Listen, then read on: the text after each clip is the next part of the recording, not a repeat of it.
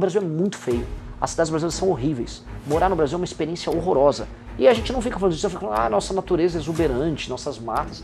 Conversa mole, a gente não mora numa mata, a gente mora numa cidade, a nossa cidade é feia, é toda favelizada e ninguém gosta de favela. Esse é Renan Santos, fundador do Movimento Brasil Livre e do mais novo partido político regularizado no Brasil, o Partido Missão. Então você tem que ter uma reforma fiscal para endereçar um problema de investimento em infraestrutura sem corrupção, para, em coisa de 10 anos você não tem mais favela. A guerra contra o crime organizado, ela pode ser um fato gerador de uma nação.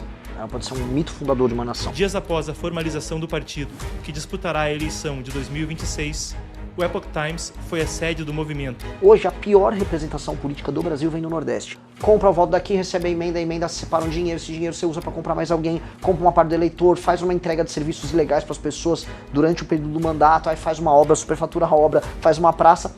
E a vida daquelas pessoas continua igual. Esse modelo é ruim para o Centro-Sul, é ruim para quem trabalha e produz, é ruim para quem é do Nordeste e trabalha e produz. O Brasil tem tudo para ser a grande potência de soft power do terceiro mundo.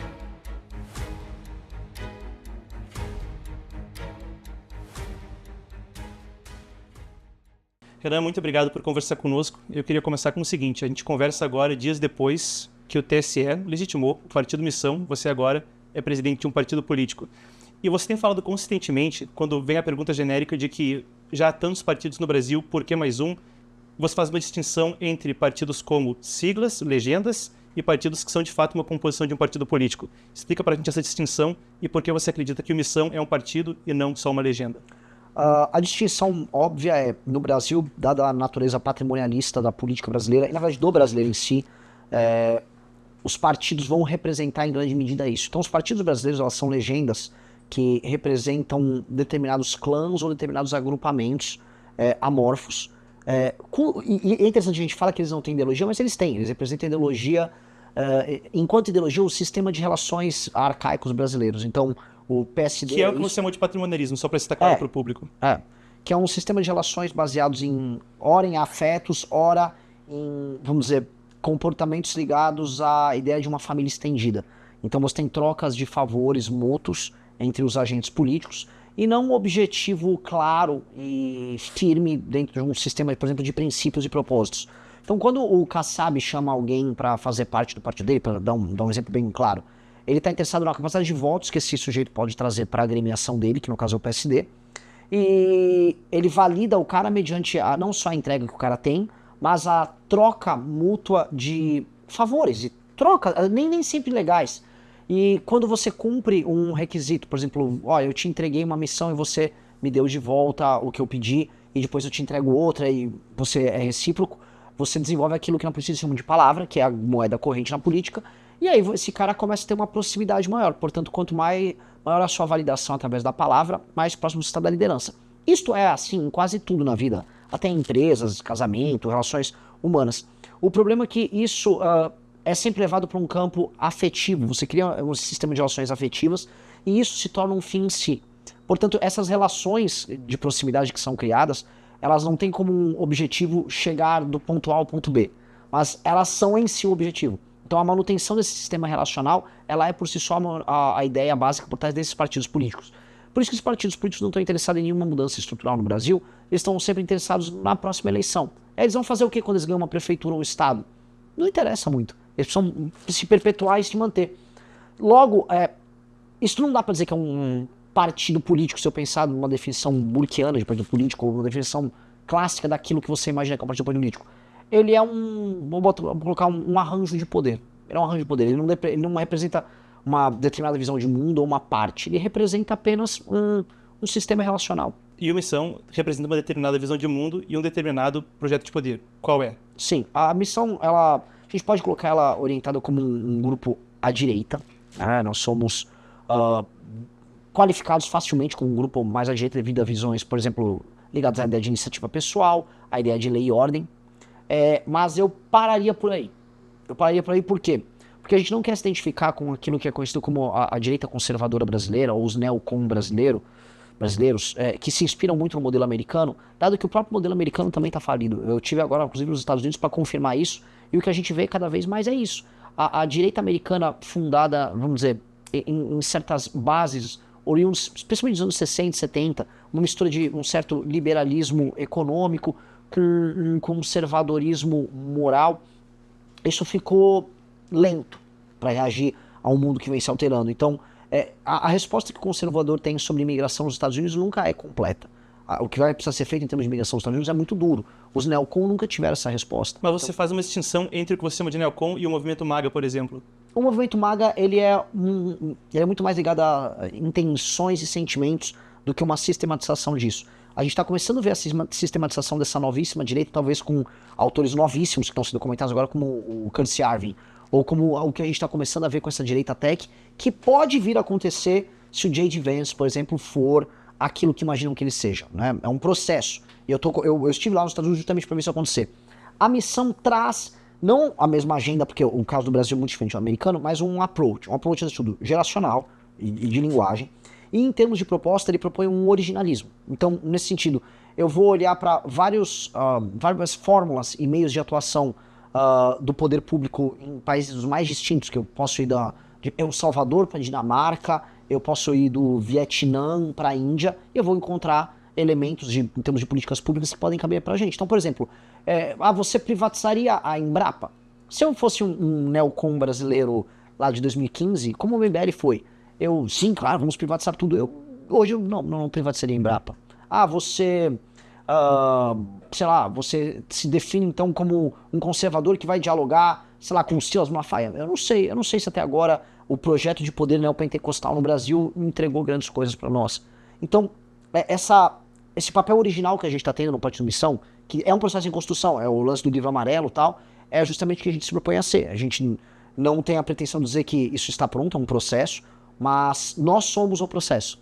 Então nós somos essa jornada, e essa jornada, acho que oficialmente ela começou com o partido. Você falou sobre essa questão de livro amarelo e das pautas propositivas, e eu também quero passar por isso em um país que tem sido dominado por uma política que é muito negativa, de fazer a política pela negação da política do outro, ao invés da proposição de pautas próprias. A gente vai chegar lá, mas eu queria antes que você falasse a respeito disso de tech, que você citou do J.D. Vance, e tem uma frase que você até cita como jargão em algumas transmissões ao vivo, que é viva o tecnotenentismo. Uhum.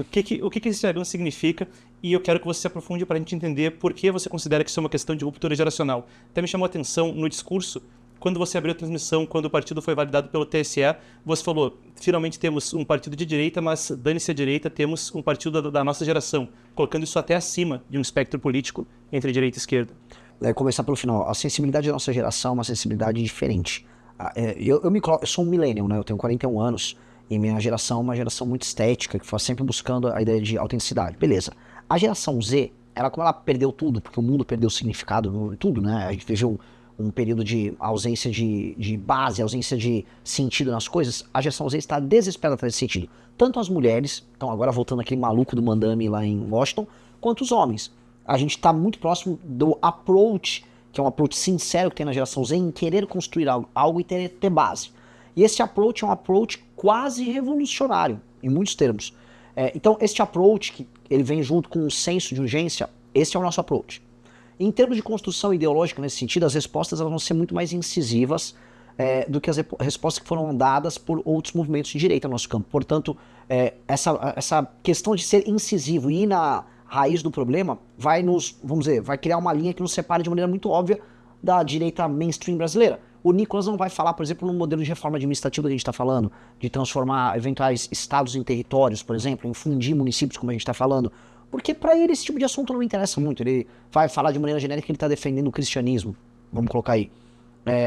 O modelo nosso, portanto, pressupõe que uma geração nova, que quer galgar posições de poder porque ela é idealista, ela precisa fazer medidas urgentes para fazer com que seu país ande. O movimento tenentista, em grande medida, foi isso. Então, para unir os pontos aqui. O movimento tenentista, ele teve esse caráter de rebelião difusa. À época eles não tiveram produção intelectual, eles não tentaram se situar como parte de um espírito do tempo. Eles apenas começaram a se rebelar contra as oligarquias. Então você teve os 18 do Forte, a revolta de 24 em São Paulo. E aí aquilo teve consequências também negativas, porque uma parte dos tenentistas viraram o varguismo e viraram ali aquele processo autoritário que a gente teve nos anos 30. Mas parte daquele espírito de ruptura com essas oligarquias, ele está vivo conosco até hoje. A grande parte da nossa crítica, por exemplo, ao Centrão. E a forma como as oligarquias tocam as políticas nos interiores, mormente no Nordeste. Então, essa revolta, esse approach jovem, essa ideia de substituição das oligarquias que estão no poder, estão vivas nisso. E como nós vamos exercer isso hoje?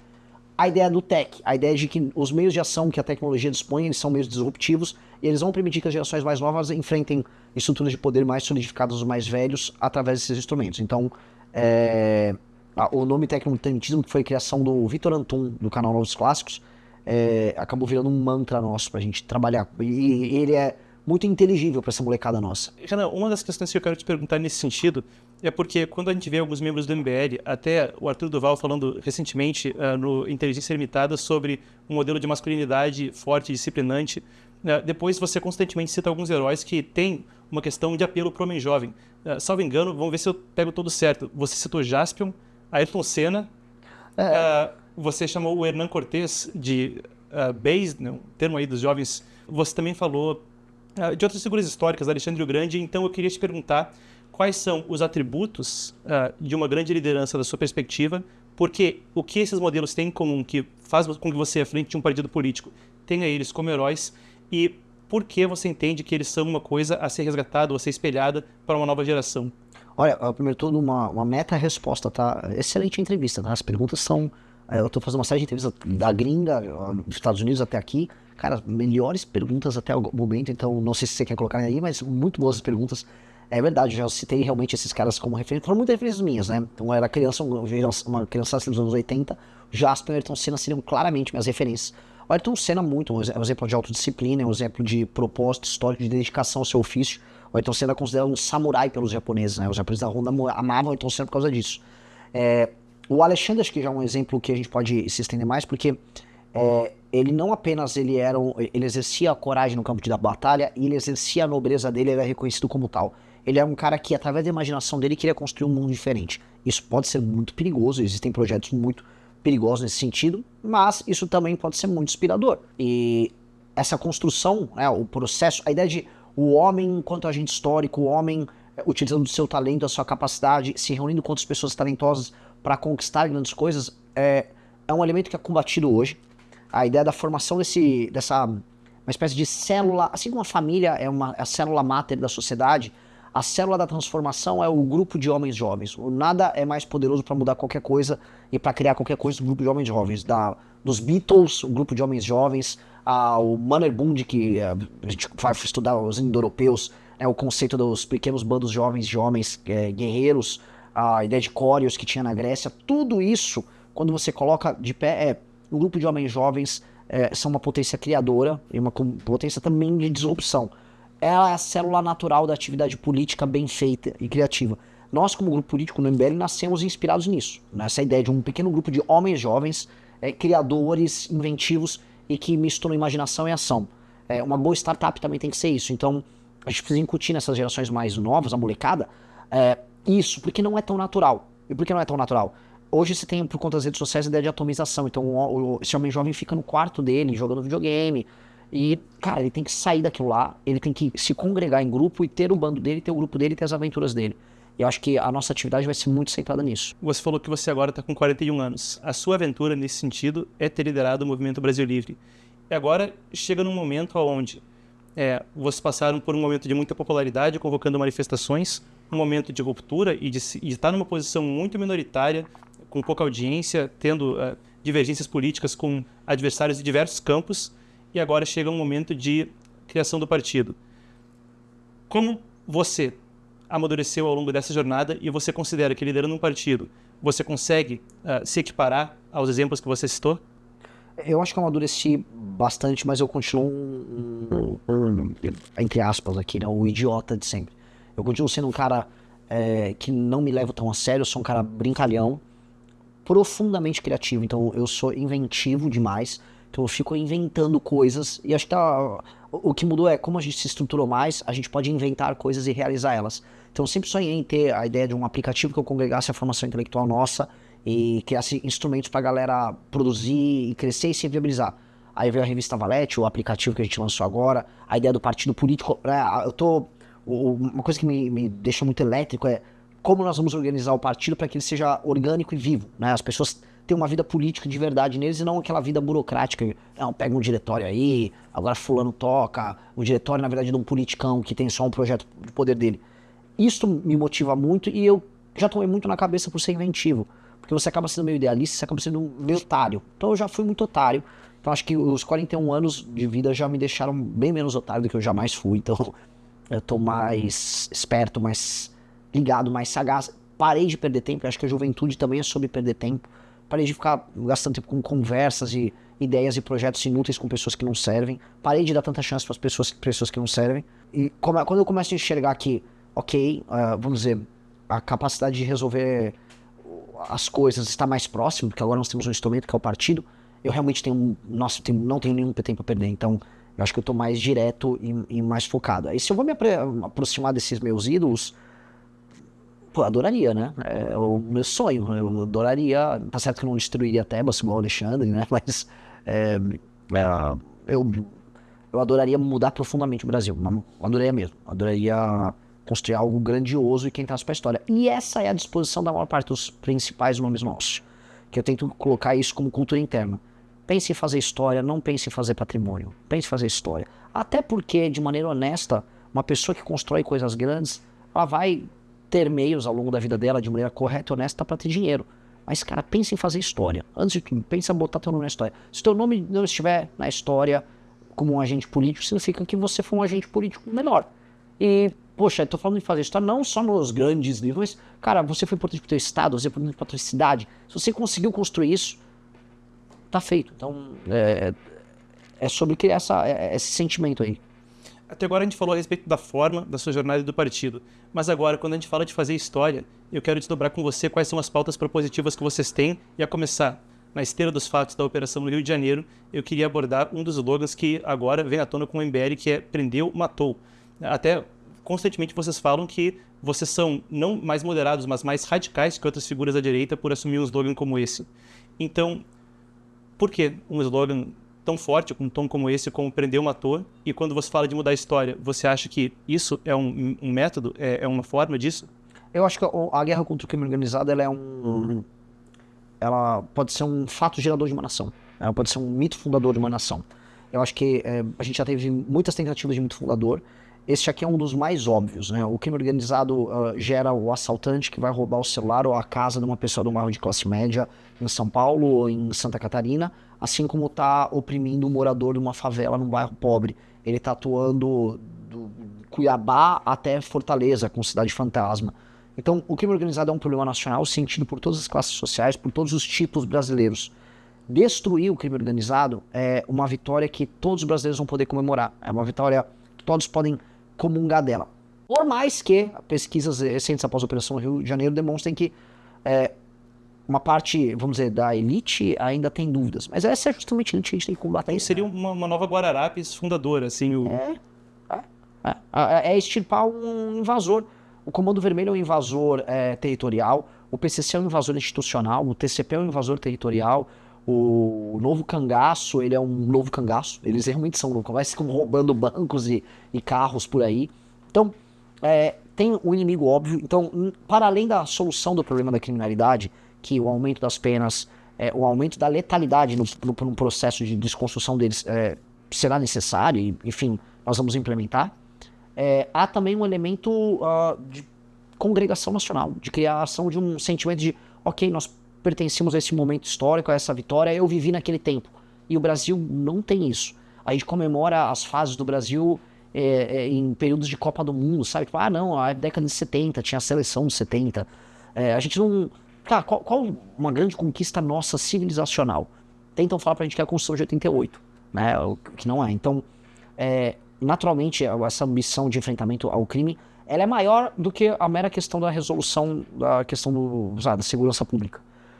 E aí entra para outras, né? Quais são os outros problemas que qualquer pessoa pensa? Você anda numa cidade brasileira, o Brasil é muito feio. As cidades brasileiras são horríveis. Morar no Brasil é uma experiência horrorosa. E a gente não fica falando disso, fica falando, nossa natureza é exuberante, nossas matas. Conversa mole, a gente não mora numa mata, a gente mora numa cidade, a nossa cidade é feia, é toda favelizada, e ninguém gosta de favela. Do favelado à pessoa que não mora lá. Aí a gente fica preso, não, eu não posso... Cara, eu quero derrubar as favelas. Eu quero fazer prédios, eu quero saber qual é o modelo construtivo mais barato, mais interessante, que não seja, aqueles prédios da União Soviética todos iguais, sabe? Vamos criar bairros, como custa, a gente começou a ir atrás, são 900 bilhões para acabar com a favela, lá de 850, isso construindo tudo do zero, o que não é necessário. com 450 bilhões você consegue fazer. O Brasil poderia ter espaço fiscal para isso se o Brasil fizesse uma reforma fiscal para resolver isso. Então você tem que ter uma reforma fiscal para endereçar um problema de investimento em infraestrutura sem corrupção, para, pô, em coisa de 10 anos você não ter mais favela.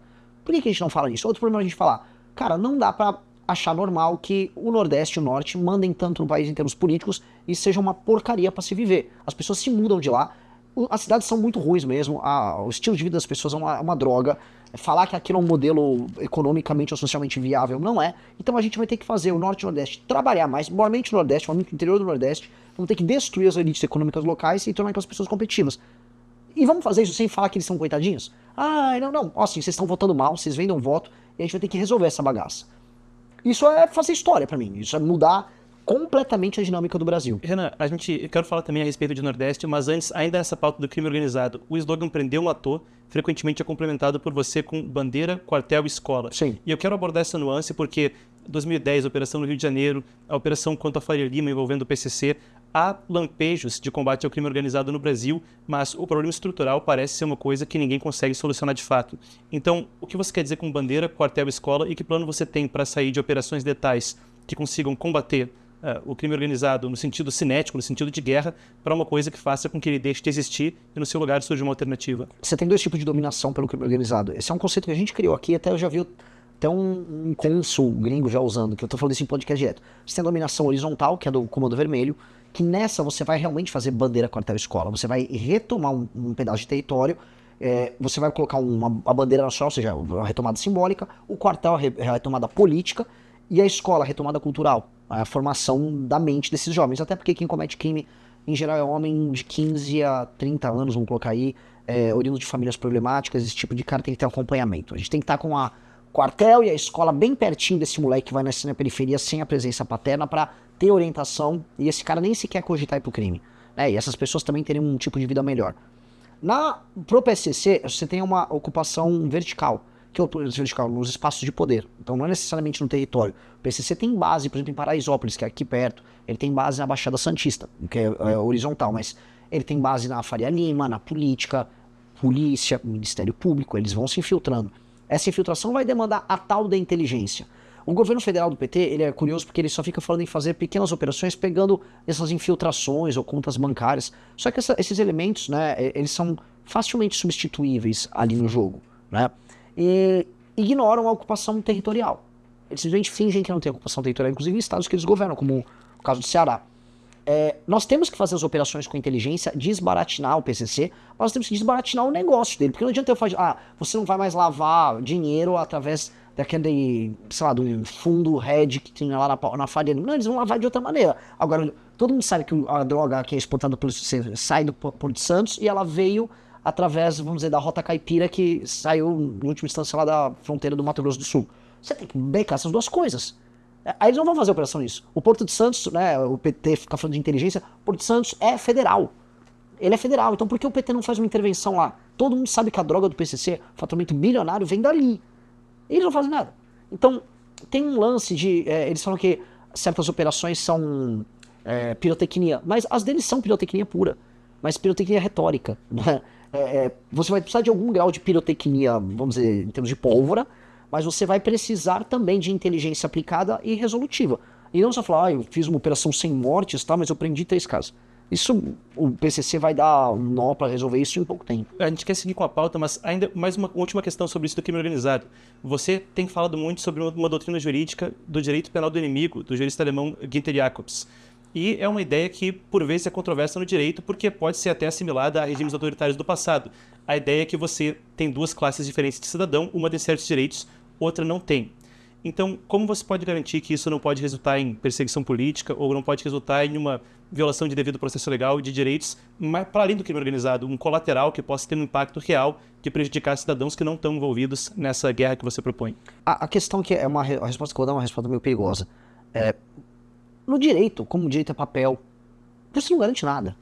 Na verdade, assim, você já tem um regime de exceção acontecendo no Brasil em muitos termos, em muitas áreas.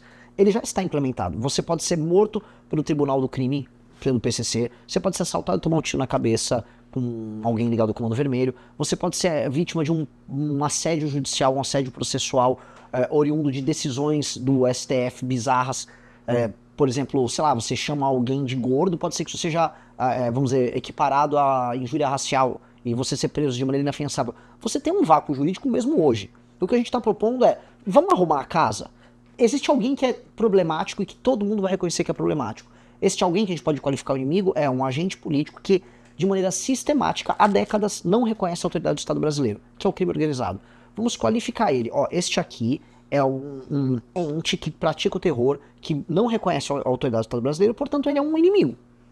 Por exemplo, ele não é nem só um agente anômalo, sabe? Ele não é... Tem aquelas plantas que tem uma árvore e tem uma rama, uma planta que fica girando ao redor dela. Ela não faz exatamente mal para a árvore, ela só tá, vamos dizer, ela também não tá cooperando, ela só tá ao redor. Tudo bem, não é isso. É detrimental. A relação que o PCC e o Comando Vermelho tem com o Brasil é detrimental. Se é detrimental, ele é um inimigo. E se é um inimigo, as regras para eles não devem ser iguais às regras para nós. Uma pessoa que, vou dar um caso extremo, uma pessoa que foi acusada de assassinar outra pessoa e não pertence a uma facção, só um crime passional, aquela mulher que matou o marido, ou o marido que matou a mulher, ele tem direito ao devido processo legal. Agora, um membro de uma facção que faz parte de uma organização que recorrentemente, diariamente, mata brasileiros, não. Ele fez uma escolha. A escolha dele é, eu sou um inimigo do Estado. Só pra comentar, o Oruan, que é um porta-voz do Comando Vermelho, ele se diz inimigo do Estado. É tão óbvio o direito penal do inimigo que o nome dele, ele se atribui a alcunha de inimigo do Estado. Eu sou o inimigo do Estado. Lógico. É um entendimento óbvio. Eles se veem assim, a gente vê eles assim, só o Estado que não vê. Então o Estado tem que ver o óbvio. É uma realidade fática. A eles será aplicado esse direito. A eles, o direito será rápido e vai punir muito. Mas injustiças poderão ser cometidas? Poderão. Poderão. Agora, elas já são cometidas. O fato é, as injustiças já são cometidas, o direito nunca será perfeito. A gente tem que sempre buscar a melhor execução do direito. Dito isso, já é injusto e já é muito injusto por um lado e muito bacana com o outro. Tá na hora da gente inverter um pouco esse jogo. Você frequentemente fala sobre, agora voltando ao que você dizia a respeito de Nordeste e de Pacto Federativo, uma das propostas que é citada como prioritária pelo partido é a industrialização do Nordeste e uma mudança no perfil da economia brasileira. Por que industrializar o Nordeste é importante e por que pode ser uma solução para o problema do Pacto Federativo? São coisas, a gente tem que pensar em várias soluções que têm efeito cadeia. Eu vou voltar para a questão anterior para mostrar como às vezes você aponta para A e você consegue Z, não é nem B. Quando a gente atacou o Oruan, como a lei anti-Oruan, a gente não estava só preocupado em financiamento de prefeitura para churros, em São Paulo com a Amanda. A gente pensou, eu vou cutucar o Oruan e todo mundo vai falar sobre o Oruan. E falar sobre o Oruan é falar sobre a normalização do crime organizado. E aí você vai ativar a pose do rodo, você vai ativar todo mundo do rap, todo mundo dessa cultura que tem uma mistura com o crime organizado, e as pessoas vão falar, nossa, isso precisa ser separado. Foi exatamente o efeito, né? A lei foi aplicada uma vez só, ela passou em centenas de municípios, houve uma que teve essa aplicação específica, mas o Oruan foi preso. Você consegue traçar uma timeline da prisão do Oruan, que não foi por causa dessa lei, com a gente começar a fustigar o universo dele.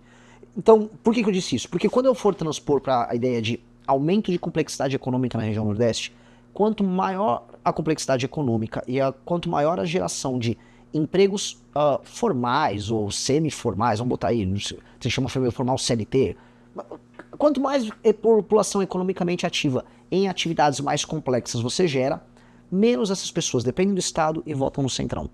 Portanto, a representação política oriunda desses lugares vai ser muito melhor do que ela é hoje. Hoje, a pior representação política do Brasil vem do Nordeste. Os piores políticos do Brasil vêm do Nordeste. Alguém fala, mentira, Renan, o Farrur vem do Paraná e ele só é um cara caricato. A Carla Zambelli veio de São Paulo, o Tiririca veio de São Paulo.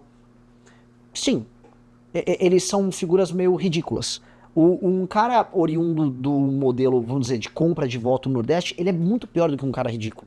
Ele, além de ser ridículo, ele ser tão ignorante quanto o Tiririca, ele usa a exploração da pobreza e a manutenção da pobreza como fórmula de repetição de um ciclo que acontece de eleição para eleição, em que ele vai reproduzindo, compra o voto daqui, recebe a emenda se separa um dinheiro, esse dinheiro você usa para comprar mais alguém, compra uma parte do eleitor, faz uma entrega de serviços ilegais para as pessoas durante o período do mandato, aí faz uma obra, superfatura a obra, faz uma praça. E a vida daquelas pessoas continua igual, a população economicamente ativa nesses lugares não aumenta, e aí eles se aliam com o governo federal em questão, tá? E não importa se foi por PT um governo à direita, como aconteceu no do Bolsonaro, para conseguir aí sim um Bolsa Família e falar que ele está participando de uma entrega disso. A gente pode ver esses caras do Centrão do Nordeste grudaram no Bolsonaro quando surgiu o auxílio emergencial, no período da pandemia, quando ele subiu para R$ 600. E aí voltaram pro PT, então logo o Lula voltou ao poder. Esse modelo é um modelo que não tá bom para ninguém. Esse modelo é uma desgraça. Esse modelo é ruim pro Centro-Sul, é ruim para quem trabalha e produz, é ruim para quem é do Nordeste e trabalha e produz, porque as pessoas ficam pensando muito nessa clivagem regional, mas pensa no seguinte termo: você é um maranhense que gosta de trabalhar. Tua vida é uma desgraça, porque você não só paga a conta dos caras, mas você não tem direito de eleger alguém minimamente parecido com você. Um minoritário no Maranhão, uma pessoa trabalhadora no Maranhão, que é minoritário ali, esse cara odeia o sistema político do Maranhão. Esse cara precisa ser incentivado, e não a pessoa que está recebendo a bolsa, ou não o político local. Então a gente vai ter que mudar todo o sistema de incentivos lá, e a gente quer tocar uma reforma administrativa muito profunda, e fazer reformas econômicas que alterem a dinâmica política, econômica e social. Se altera a dinâmica política e econômica, você vai alterar a dinâmica social. Isso é óbvio. E isso é muito interessante porque parte do movimento conservador brasileiro acha, não, são só os valores que importam, né? E eu vou falar que vai ter muita gente muito conservadora no interior do Nordeste, mas eles votam PT, porque as questões econômicas incidem muito, e as pessoas não ligam para as contradições disso. Ah, mas a Janja, ela é a favor do aborto e não sei o quê. Cara, a pessoa que tá em cima da bolsa não tá nem ligando para isso. Ela está, né? Ela quer o dinheiro, ela quer o vale gás que o Lula vai dar. E, cara, então a gente vai ter que entrar em questões econômicas, vai ter que mudar, não dando um valor a mais. O Lula dava 100, eu dou 110. Vai ter que mudar a dinâmica econômica. E aí, os resultados políticos são mudança do sistema de incentivos para o Centrão, diminuição do poder e do impacto do Centrão no Brasil, diminuição de gasto do Estado, porque esses caras pesam muito, melhora dos problemas regionais, mais dinheiro ficando nos estados que trabalham mais, se desafoga São Paulo, Rio, Paraná, o Sul, tirando o Rio Grande do Sul, que é quase um estado do Nordeste nesse sentido, se desafoga e você começa a ter um lugar mais balanceado e melhor. E até a democracia do Brasil começa a fazer algum sentido, que a democracia do Brasil hoje não faz nenhum sentido. Indo da indústria nacional para a posição do Brasil no mundo. Hoje, cerca de 1/3 do comércio exterior do Brasil está de alguma forma ligado ao Partido Comunista Chinês, que é um ente expansionista e é a entidade que mais matou gente na história do mundo. As telecomunicações brasileiras são controladas mais da metade por uma empresa que é considerada parte do aparato militar chinês pelo governo dos Estados Unidos. Ao mesmo tempo, a discussão sobre o crime organizado passa, por vezes, por relações sobre os Estados Unidos intervirem militarmente de alguma forma para conter o narcotráfico. Eu te pergunto, qual o projeto do Missão em termos de lidar com a posição do Brasil perante o mundo e perante as potências globais, seja o Partido Comunista Chinês, Washington ou potências europeias, o acordo com o Mercosul, por exemplo? Eu tenho isso muito bem descrito pelo nosso time no livro, no fascículo 4, livro amarelo, chama Um Brasil Poderoso, e trata exatamente isso. Exatamente isso. A gente tem que ser, né, no fundo o livro trata da seguinte coisa: nós precisamos ser transbordantes em termos de poder. Então a resolução dessas outras coisas que eu comentei aqui, ela impacta em termos de controle sobre o nosso território, autonomia econômica e financeira, e aí sim, capacidade de influenciar nossos vizinhos para ser uma potência regional, e aí poder sentar com os Estados Unidos, Europa, China e fazer bons acordos para nós. O Brasil vê, por exemplo, a China como uma droga em que ele é dependente dessa droga. A China compra matéria-prima nossa, compra o agro, minério de ferro, essas coisas, e nos devolve produtos industrializados, e a nossa indústria simplesmente não existe. E aí a gente vai viciando mais ainda, porque a China vai lá e fala, olha só, para escoar a sua produção de grãos e tal, é ideal fazer pelo Pacífico, para dar o bypass ali no canal do Panamá. Vamos fazer aí uma ferrovia pro Peru? Eu faço, eu invisto e tal, mas em troca eu quero que vocês me deem a possibilidade de comprar terras aí no Brasil. E aí tem um lobby enorme para comprar terra no Brasil. Essa é uma discussão fundamental. Beleza, isso está acontecendo. A China chegou a ter, vamos dizer, poder sobre o Estreito de Magalhães lá na Argentina. A China tem parceria com a Venezuela, a China tem investimento no Peru, a China está colocando as garrinhas aqui. Só essa administração agora, a administração Trump, começou a olhar, a nova, a anterior não olhou nada. Só que eles estão olhando em quais termos. Quando você conversa com os americanos, eu falei, como vocês pretendem conter o avanço da China aqui? Qual a generosidade que vocês têm com a América Latina? Porque o grande problema de imigração de vocês é com latino-americanos. Se vocês não olham para o continente como um parceiro, vocês não olham. A China, por mais que ela tá entregando uma droga, ela tá viciando a gente na droga, os dólares oriundos da venda de produtos para a China, eles vêm para cá e seguram a balança comercial. Tá, o que os Estados Unidos propõem? Eu falei, nada. O agro brasileiro já teve propostas sobre isso. Por exemplo, o agro brasileiro e o agro americano juntos, eles fazem preço pro mundo inteiro. Você aumenta a margem dos dois, e os dois poderiam jogar juntos. Agora, os Estados Unidos tinham que pensar sim em ver a América Latina como uma espécie de um leverage, né? Uma forma de diminuir o peso das exportações chinesas em termos de industrialização, de indústria, para eles próprios. Aqui poderia ser um polo produtor igual eles fizeram com o Vietnã, polo de indústrias. Mas eles não querem.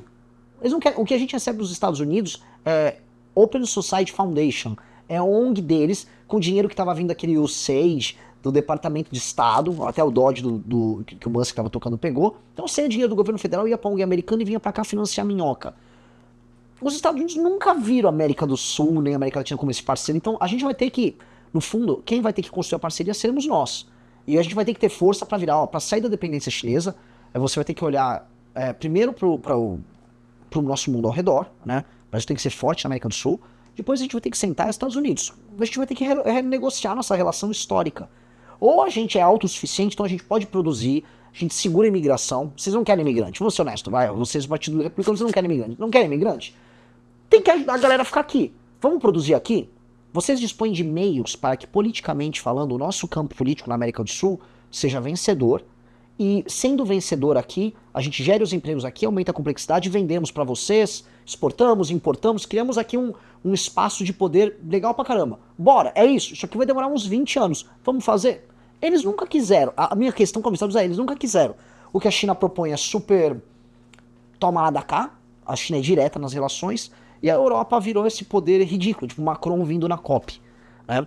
A gente aumentar o poder, e só da gente ter condições de negociar com os dois, nos permitiria ganhar força nas relações e crescer para algo que eu considero importante, o que o Livro Amarelo fala, que é crescermos no terceiro mundo. O Brasil tem tudo para ser a grande potência do soft power do terceiro mundo. O Brasil é o país mais bem quisto na África, a população lá está crescendo, subcontinente indiano, leste europeu, países do sudeste asiático.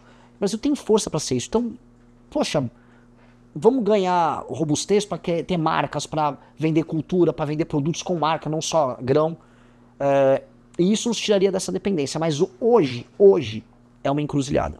Hoje é uma desgraça. Você fala sobre romper com o sistema político e o sistema de incentivos da política brasileira. Concluindo, como você pretende, agora presidente de partido, fazer isso acontecer a partir de 2026, que começa aí em 2 meses? Bom, a gente vai ter que compensar o fato de a gente ter muito menos dinheiro e ser uma força minoritária dentro do campo da direita. A gente é uma força mais organizada, mais centralizada, mas minoritária ainda no campo da direita. A gente vai ter que dar um salto para compensar isso.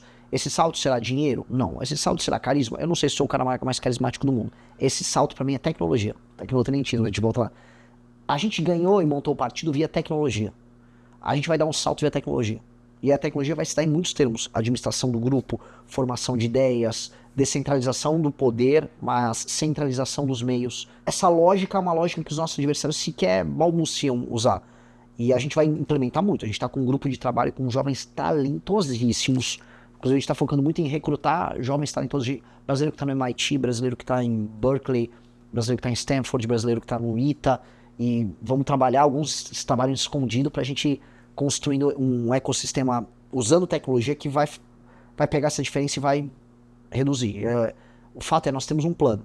Né? A gente sabe as limitações e a gente sabe que a gente não vai para a eleição para ser figurante. Temos um plano e temos que levar o plano, vamos dizer, ao estado da arte, igual foi a montagem do partido. Então, vai ser com tecnologia. A gente vai ter que dar um salto via tecnologia. O que você quer dizer com isso? Você espera tentar ser presidente em 2026 e a que grau você acha que você conseguiria talvez chegar a ter uma votação expressiva no primeiro turno a ponto de desequilibrar no segundo turno ou tentar uma disputa pelo segundo turno? Eu acho que primeiro tudo eu preciso ter uma máquina efetiva. Eu nunca trabalhei minha pessoa. Renan, minhas redes sociais no Instagram, falando às vezes de música. Nunca foi um negócio focado para ser candidato. Eu prefiro focar na estrutura. Se eu fosse uma equipe de Fórmula 1, eu estaria focando só no carro. Eu estou investindo no túnel de vento, estou investindo no engenheiro. Então, a gente vai investir na máquina partidária e na fórmula de eleger deputados e permitir que jovens talentosos não precisem vender alma ao diabo, tipo, sei lá, aquele Manga, sabe, aquele prefeito de Sorocaba, você ficar dançando o tempo todo, essas coisas ridículas de para você poder se eleger ou ser um ladrão. Então, a gente precisa ter um caminho. Né? A gente já está entendendo mais ou menos qual é o caminho. Com essa massa crítica, aí as ideias que a gente está professando, que são as ideias mais originais da política brasileira, e de fato, assim, você entrevistar outros pré-candidatos, A presidência, eu duvido que eles tenham as ideias originais que a gente tem, ou o approach original que a gente tem. A gente vai chegar no debate público de maneira muito intensa e a gente vai surpreender muito. Eu acho que a sacada é estar muito à frente em termos de discurso e ter meios de trabalho, meios de ação que os adversários não conhecem. Aí, assim, a gente vai ser competitivo. Eu acho que a gente vai ser competitivo, inclusive, na eleição para presidente. Acho que as pessoas não estão ainda entendendo o que a gente vai fazer. Muito obrigado. Não, eu que agradeço. Maravilhosa entrevista. Maravilhosa entrevista.